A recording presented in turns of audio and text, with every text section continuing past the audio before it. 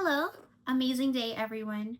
Today I'm going to be discussing my answer on the question, do you think that new media and platforms play a role in the development communication work here in the Philippines? So the short answer here is yes. A resounding yes. New media and platforms will, in fact, they already do, play an important part in development communication work here in the Philippines. Before I give my long answer, let's first talk about new media and platforms. What are they and what are included in them? So, Joe Coate wrote in a Southern New Hampshire University article, What is New Media?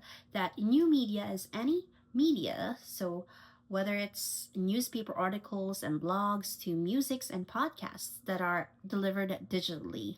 So, yes, this includes websites, ebooks, online news portals, magazines, and journals, videos and audios like internet radio, live streaming, and those videos that are shared in video sharing platforms like YouTube, TikTok, and social media are included. Speaking of social media, yes, everything that we post in social media are also considered new media content. That means whether it's like a meme, photos, or just informational posts, those are new media content. Yes, just about any internet related form of communication fall under this term. Meanwhile, new media platforms are the systems, applications, or digital spaces where new media content are created, shared, and accessed. So let me give you an example. A podcast is a new media. Spotify, where it is being shared and listened at, is a new media platform. Um, a post, like a government social media post, that is a new media content. Facebook, where it is being shared, is a new media platform. Oh, and this video, this is considered new media, and YouTube, where it is being shared, is considered new media platform. So, given what we know now on this, let me now talk about the big picture on the role of new media and platform in the development communication here in the Philippines. First, Filipinos are among the heaviest internet and social media users in the world, with more than 80% of our population being digital citizens. So they are active and leading social media platforms, participating in conversations, and even starting them. We can see here how digital platforms give development communication practitioners access to a huge and diverse audience. New media platforms are accessible from students, farmers, employed or unemployed, government officials, OFWs, that can be mothers, fathers, sisters, anyone, as long as they are active or have access to internet. So this means that information about health, agriculture, climate actions, or governance can spread faster and more interactively than ever before. Second of all, new media doesn't replace traditional channels. So let's remove that from our minds. New media strengthen them. For example, community radio stations that add live streaming or podcast versions of their programs. Um, this means that their program can now reach not only rural listeners, but also young people who now mainly listen through their phones. So the same goes for news articles.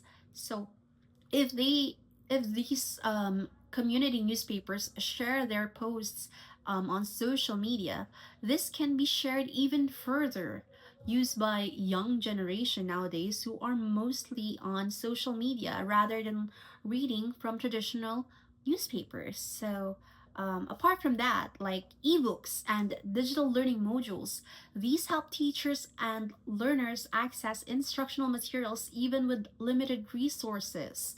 So that means that um, these ebooks can reach students as long as they have access to this. Um, Third of all, development communication has always emphasized participation. So, not just information delivery. New media platforms support exactly that.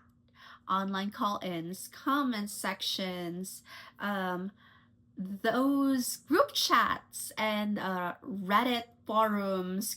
So there are also crowdsourced reporting that lets communities share their own stories, express their needs, and give feedback.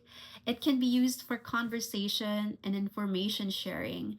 So take, for example, like blogs from far-flung or rural areas.